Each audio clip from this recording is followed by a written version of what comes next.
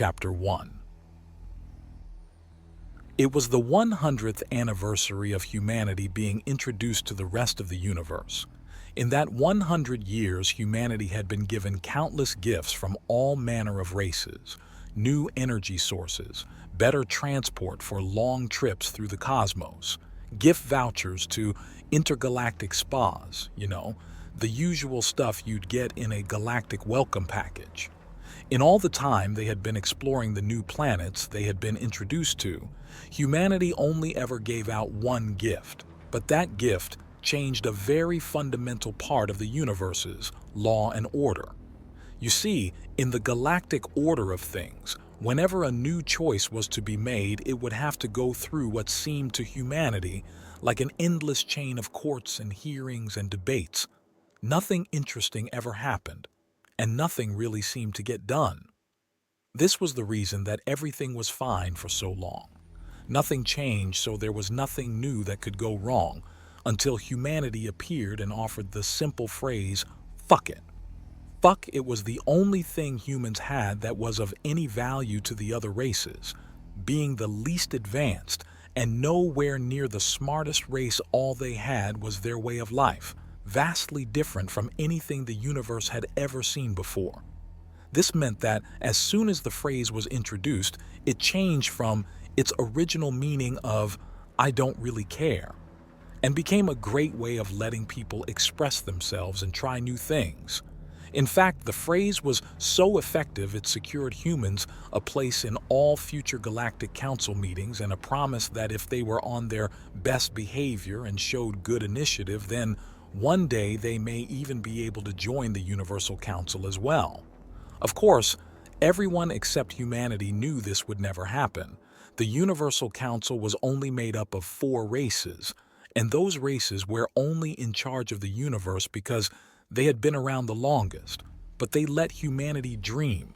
Every race needs a dream, people thought, and what's the harm in letting them try to get a say in what happens in the universe? This promise would later come to be known by inhabitants of the second universe as the first big mistake. Chapter 2. For a while, the universe seemed happy with the new arrivals. They had introduced a new way of life. No big disturbances had been caused, and the humans were actually contributing some interesting ideas to the council, some of which, thanks to the newfound "fuck it" vote, actually came into effect the following year. Soon, though, a problem arose. The humans had come into contact with other life after a misfire from a nearby Katarian warship caused irreparable damage to the Earth and caused the human numbers to dwindle. As a way of recompense, the Katarian people agreed to house the remaining humans on their home worlds not far outside their original solar system. Humans learnt much from the Katarian people, and eventually the two races became very friendly, and soon relations between the races got a bit too complicated, and they agreed that they needed some time apart to work on their relationship. The Katarians helped house the humans on a planet thought uninhabitable, but the humans had assured them they'd be fine. The vast majority of the humans had once been students and were used to living in conditions that would kill many of the other races. It had been around a week of living on their own that humanity discovered a new problem. Due to their very friendly relations with the Katarians, it seems like their numbers wouldn't be low for long. Apparently, humans were an adaptive species even by galactic standards, and it didn't take long for the first human Katarian child to be born. 4 months, in fact, shortly followed by the second child and the third and the fourth. No species had ever been able to have a child with another, so no one thought the humans would be any different. This combined with the shorter pregnancies for Katarians lead to human numbers skyrocketing within the year, and soon, like always, humans were faced with the issue of there just being too damn many of them. They really needed to find their own solar system before they had to go move back in with their ex. The council for the local solar system heard about the issue with humanity, and they didn't like it. They decided that if humans could spread that quickly within a year, then they needed somewhere with predators, dangers, somewhere that the population would be naturally culled when it got too relaxed. So they devised a plan. There was a system so deadly that nothing had ever made it off of any planet. Life was abundant there, but it was feral and savage. Surely the humans wouldn't make it out of the system. So they sent out some transport ships to humanity to help them move out. Humanity would be sent to the Marcos system, extract from the intergalactic historical texts on the Marcos system. The Marcos system was named after the explorer who found it and was promptly killed on it by every single living organism. First, he was crushed by a giant furred beast. It stood 12 feet on its hind legs and had jaws strong enough to rip through a ship's hull. Second, when the first beast had left him maimed and apparently gotten bored with him, a smaller creature made of scales and hatred ripped through him like a Beergorth dinner platter. Finally, what was left of him was slowly entangled in the roots of a plant-like creature and absorbed. Any being wishing to visit the system will instead be forcibly redirected into an active war zone for their own safety. End of extract. As the ship landed, the humans were thrown out quickly under the guise of the ship being booked for a birthday party later in the afternoon, so they needed to get it back so it could be cleaned. That's why no one was staying around. The transport crew of the ship felt slightly guilty about the idea of leaving the excess humans to die in this system, but it didn't stop them from following their orders. "Fuck it," mumbled one of the crew, attempting to make himself feel like it's what the humans wanted. What the council didn't tell anyone, not even the crew on the ships, is it wasn't the excess humans being sent to the Marcos system. It was all of them, different ships to different planets. No one would ever find out, and the council would never have to deal with a problem from humanity again. They agreed to revoke humanity from all future meetings, and would eventually come to pretend that they did not exist after all. What was the worst that could happen? This would be considered the second mistake. Chapter 3. Counselor Zim, I have concerns about what we did to humanity. We left them out there after their first mistake. Think of what we could have learned from them. They can combine the DNA of entirely different species and create hybrids. We've never seen it before. What if we could harness it? Imagine our intellect with the body of an orc. Counselor Zim looked over to his companion, a small orachidile whose people closely resembled earthen crocodiles that walked on two legs and only stood about 3 feet tall. "Crom, if you want a fucking orc, then be my guest. But don't come crying to me when you're nothing more than a pile of ejaculating dust." His voice was calm, well-spoken, and cut right to the point. It was a strange feeling talking to Zim. No one ever never knew if they were being mocked or given genuine advice. "But Zim, think about it. We need the troops, and orcs are quick to breed and loyal to power, and who has more power than us, especially with an intelligent orc army?" urged Crom. Zim had no argument for it. "Fuck it," he said, and with that, the council set out to capture the biggest and best orc warriors they could find. For months, the council had laboratories full of orcs, being pumped with DNA and in turn having DNA pumped out of them until eventually they had it, a half-orc piece of DNA that could be fused with orachidile genes to create a hybrid soldier, able to withstand any test thrown at it. With these new soldiers, the council will be able to control a bigger sector of the universe. Zim saw a promotion in his future. If he could take another entire solar system, the Universal Council would have to take notice of him. One last test, he thought. Zim led the newly trained orcs to the shipyard. "Orcs, you are the best weapon we have. You are cunning, strong, and can endure nearly any weapon we use on you. But as per protocol, no weapon may be sent to war without a field test. There is a system a few light years over called Marcos. Find a creature known as a gore. They're big. They're covered in fur and run on 4 legs. If they stand on their backs, they can reach 12 feet tall. They have teeth that can shred a warship's hull. Bring me one's head and you'll be the official council guard." There was a loud cheer from the troops. Maybe their intelligence wasn't quite as far along as Zim had hoped. Not surprising, though, they were only born yesterday. The warship hurtled towards the Marcos system with speed. There was no fear in the orc hearts. They were unstoppable. Nothing in the universe was braver or deadlier than them. It landed. The doors flung open and the orcs barged out onto the planet's surface, and immediately they saw a Gore alone in a clearing in the woods. It didn't seem to notice them, or it just didn't care. The orc at the front let out a war cry and charged. This was it. Its chance at glory. It took one look back as it neared the beast and immediately halted. His squad was gone. 149 orcs wiped out in seconds, and nothing but limbs scattered around remained. The orc had only ever had thoughts of victory in his head when he let out his cry. Was it possible his comrades' cries were of fear? The orc didn't have time to ponder the question. He heard a twig snap behind him, and before he could react, his throat was the Gore's new chew toy. A cheer started. The humans who had been left on this planet had finally got a way off of it. 4 generations of training and surviving in the harshest system in the known universe had paid off. They were bigger, stronger. They had command over every beast that they encountered, and they were pissed. The council had left them to die and not even made sure the job was finished. In this one move, the council had given the humans a way to retaliate and fuck the orcs.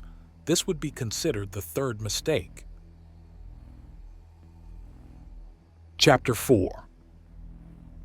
It wasn't long before everyone in the council started to feel the recompense for their actions. 3 planets had come under attack from orcs looking for revenge on the people who kidnapped their warriors, and a further 17 had been destroyed by humans. Humanity was starting to be feared.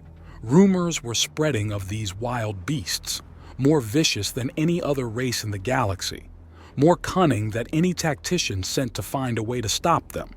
Every time the council got close to catching the human-stolen warship, it vanished, only to appear again and destroy a planet somewhere else. "Damn them to their hell!" Counselor Zim screamed. This was to be my moment of triumph. I had proven myself more cunning than any before me. I had an army that was to be unstoppable, and now we're being outsmarted by overgrown Peshwans. How did they get so smart? They have an understanding of our system that defies logic. They've been trapped on a death-riddled land for years with no interaction. Yet somehow they've managed to target and destroy 15 major military locations as my homeworld and, for some unknown reason, our galaxy's biggest ice cream store. Meanwhile, the humans were lost. They had been lost ever since they got out of the Marcos system. God damn it, man. How are we ever going to get back to the council if we can't even find them? Did no one bring a map? Grunted one of the unknowingly human pirates. Hey lads, I think we found them up ahead. Those ships look similar to ours, one of the crewmen excitedly pointed out. The humans sped up. Finally, someone who could help them. They were really starting to think they'd never be able to get back. Alarms sounded all around the council ships. Warning humans. Warning humans. The alarm sounded on repeat. The crew had never been more scared in their lives. They had been warned of the human warlords. The ship was full of elite soldiers, conquerors of planets, defenders of the council, but right now, piss-scared little shrimps. "Commander, we're doomed. We're dead. Oh God, we're so glunk!" The commander slapped his soldier hard across the face. "Pull yourself together, or I shall pull you apart," the commander bellowed. He pushed a button and opened a broadcast to his fleet. "Attention all ships. We have located the humans and their stolen warship. Be warned, they will not die easily.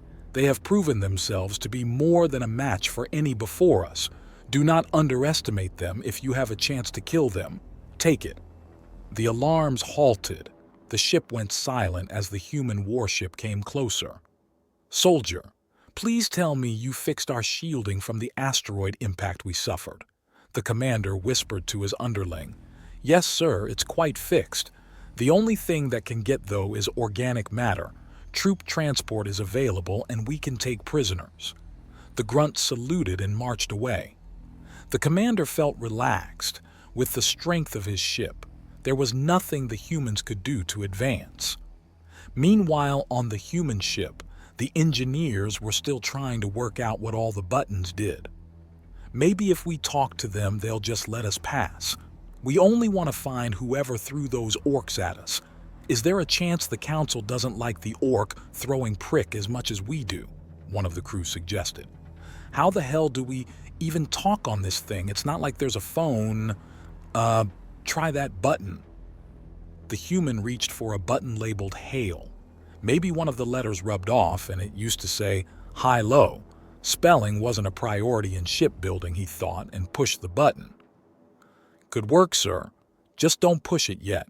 It causes a glitch in one of the shower rooms, an engineer said without looking up from his clipboard. The now captain of the ship, having been made the captain purely because he was the first one to make a decision, looked at the engineer. What kind of glitch? He asked, not letting go of the pushed button. Well, we're not sure why, but if someone pushes it while shower room 6 is being used, it actually acts as a teleporter.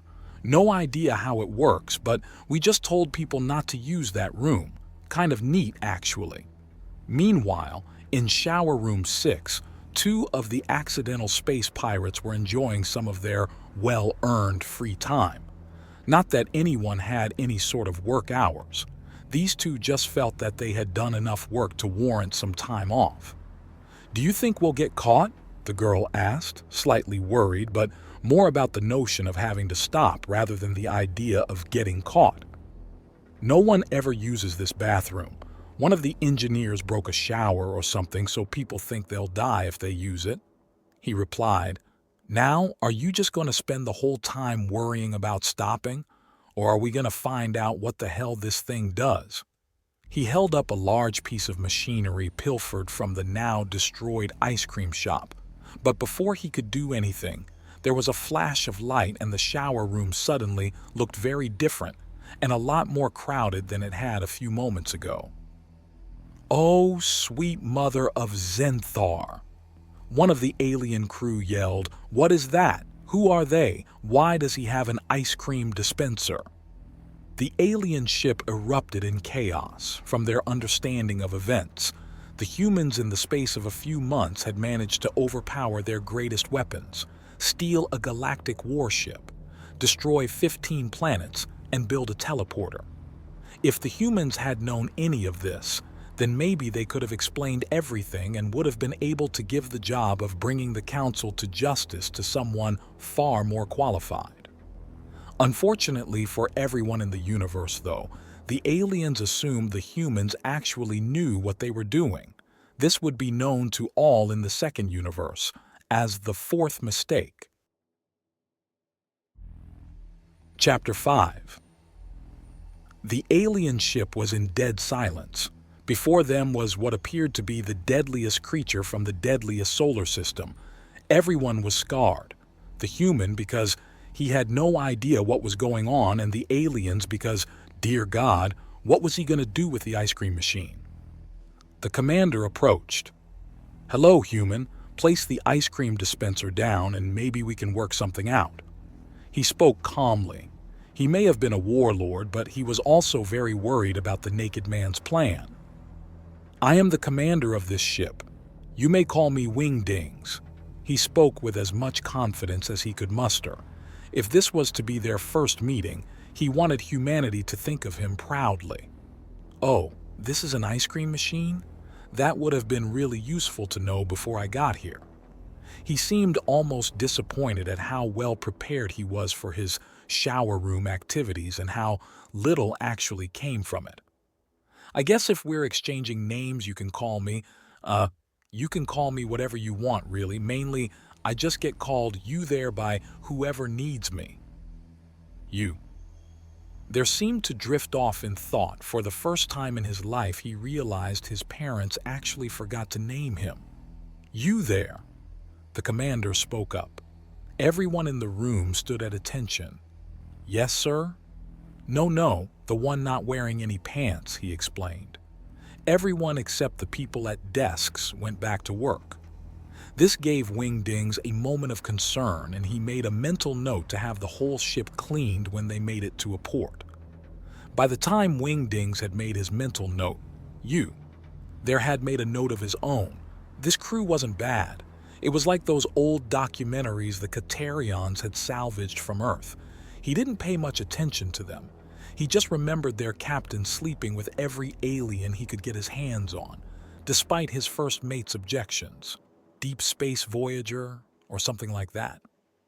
When he eventually snapped out of his own mental note, he noticed Wingding still contemplating something, so he invited himself to look around. He didn't look very far. As soon as he saw something resembling a woman, he was set. As he approached what he hoped was a woman, he remembered several things. 1. He has no game at all. The only reason he was in the shower room was because he stole the ice cream machine, and his friendly companion wanted to find out what it could do. 2. Even if he was the smoothest man alive, how could he even chat up an alien? What would he say? "Hey, yes, that was an ice cream machine in my pants, but I'm still happy to see you." With all the time he spent worrying, he didn't even notice he'd already walked right up to her and was already being led somewhere more private. Last mental note of the night. See if this ship has a security tape so I can find out what I just did to make this. He didn't even finish his mental note before he finally got to see the ice creamer in full use. What felt like hours passed. He was sure he was making a good case for humanity. If the rest of the universe was like this, then maybe the council wasn't so bad. Things seemed good. Sure, they had all been left for dead, but it was no worse than leaving your mate passed out in a jungle when you've been out for the night. He concluded his diplomatic relations with this. There honestly had no idea what race he actually just slept with. He wasn't sure if it was rude to ask. Surely that's something that was covered before she got uncovered. He decided to leave and try and find the commander. There were no explosions, so that was a good thing. Lucky enough for you there, he bumped into the commander on the way back to where he entered the ship. "You there?" Wingdings bellowed. "Yes, sir," 3 nearby grunts replied. "Not you overgrown pieces of yup." The grunts scurried away embarrassed. "I have been looking all over for you. I was seconds away from unloading everything we have into your ship and killing you." Wingdings, despite his clear order to take any chance you get to kill them, had decided that it would be better to keep this small test group of humans alive to study, but was already regretting his choice. Before he could berate the human with his quickly growing confidence, a figure appeared down the hallway. "How could you be so angry at someone so charming, dear brother? He was with me the whole time. I was running some tests of my own to see what he was capable of." You there suddenly clenched. He was still holding his ice cream machine, hoping that it would protect him should Wingdings decide to kill him. He was feeling rather faint at this point.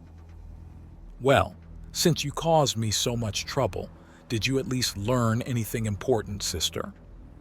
You there blacked out for a second out of panic.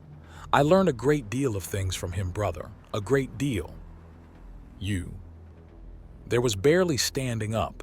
His knees were shaking, he was drenched with sweat, and he had just met and within moments fucked the sister of a guy with a gun to his head. He actually gained his composure for a moment and smiled to himself as he played that last thought over in his head again. This was one for the history books. Humanity's second first encounter. Subtitle, "Fuck It." Meanwhile, back on humanity's ship, everyone was still trying to figure out how to work the controls and actually talk to the aliens. So far, all they had managed to do was make popcorn and bring up a movie projector. Progress was not being made. Several more hours passed. Humanity was still watching movies and making no progress on getting any of the comms channels open. On the alien ship, you there and Wingdings were actually starting to make good progress. It turns out that they had quite a lot in common, and there was thrilling him with tales from living in the Marcos system.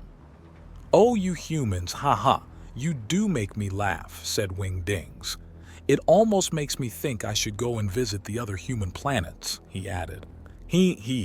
Haha, yeah, wait, what?" exclaimed you. Their Wingdings went silent and then suddenly felt small despite being the same size and build as the human. "You never knew? I thought you humans were.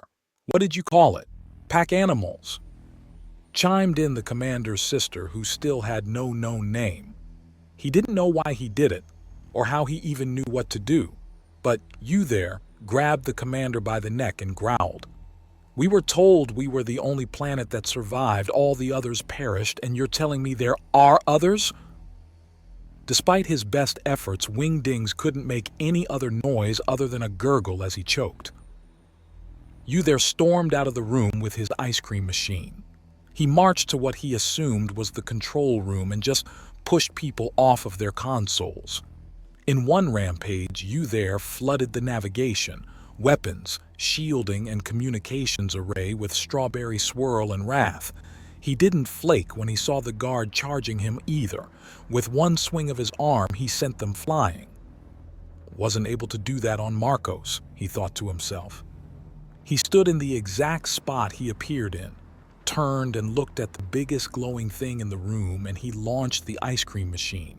In what was either a bright flash of light or vanilla ice cream, he appeared back on the human ship. "So, are we just forgetting about clothing now? Or do you just not know you're naked?" One of the crew chimed up.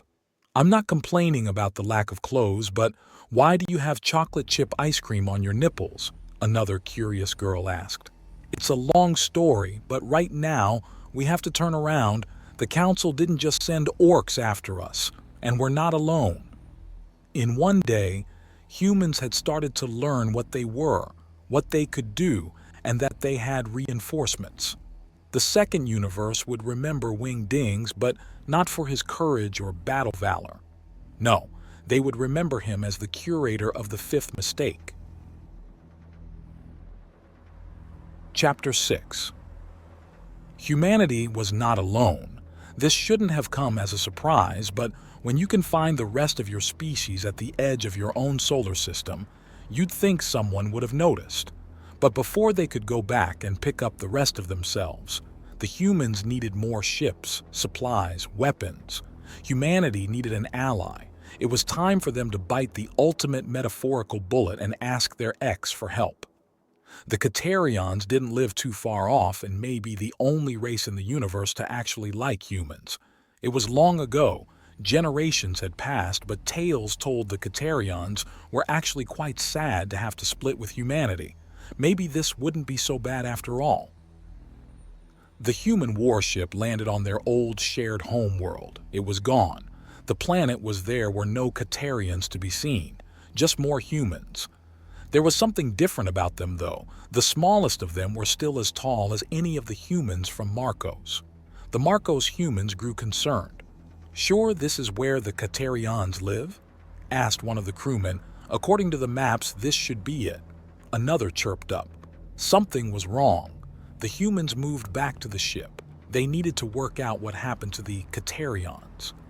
Days passed before the humans got an answer. They took every bit of information they could from every available source on this planet. More books and recordings passed through that spaceship in a matter of days than any race could imagine. This is what happens when human DNA enters a species. When humanity shared the Katerian homeworld all those years ago, the human females gave birth to slightly taller humans at a quicker rate. The same thing must have happened in reverse here. This could work. Humanity had no big advantage when it came to war. But what if they didn't need the advantage? What if they could just find another race that already had one? Humans were starting to learn. They weren't here to join the universe, they were here to take it. The ship's captain called to meet the governors of Kateria and explained the situation. "If the council wants you gone because of being human, it won't be long before they come for us as well. We must take action. We cannot be allowed to be brought to destruction." Of course, how human of them. They just wanted to not get blown up because of something someone else did. Excuse me, down here. There was a small voice that echoed around the chamber. Everyone turned to look at the small figure that had gone unnoticed until now. He was small, only about 3 feet tall, and he resembled what used to be known as a crocodile. My name is Crom. I've had experiences with your people in the past. I think I may be able to help you with your quest to find a weapon. Crom didn't make eye contact with anyone. He was deeply ashamed of what he was doing, but it couldn't be any worse than the shady deals the other counselors were making. There is a species that even the council finds hard to face. We captured a few and tried to recreate the human ability to combine genes.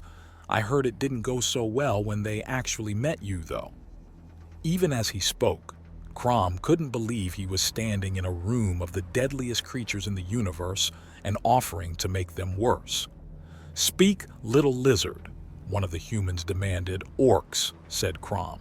"Orcs hate the council for what we did to them, and on the field they're only able to be stopped due to their lack of intellect. A smart orc army would be unstoppable." "Orcs? Ha! We heard tales of them.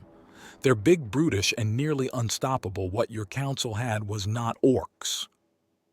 The humans started to laugh, then all went silent as they had a thought. "If those orcs are the toughest thing the council has," started one human. "They didn't put up much of a fight." Another mentioned, "Lads, I think we might be the strongest thing in the universe." The humans' laughter started up again. This small crocodile had just informed them that they could actually win an all-out fight for control of the galaxy. The sixth mistake. Note from the database of the second universe. While the curators of the knowledge of the first universe have worked hard in their efforts to store it all, there has been many an occasion where corrupt data means compiling. It all can take time if the information you would like has not yet been made publicly available. Please leave a note on my complaints section down below. The last 4 mistakes of the universe are currently under validation by historians and shall be made available as soon as my engineer decides to get of his arse and fix this compilation error.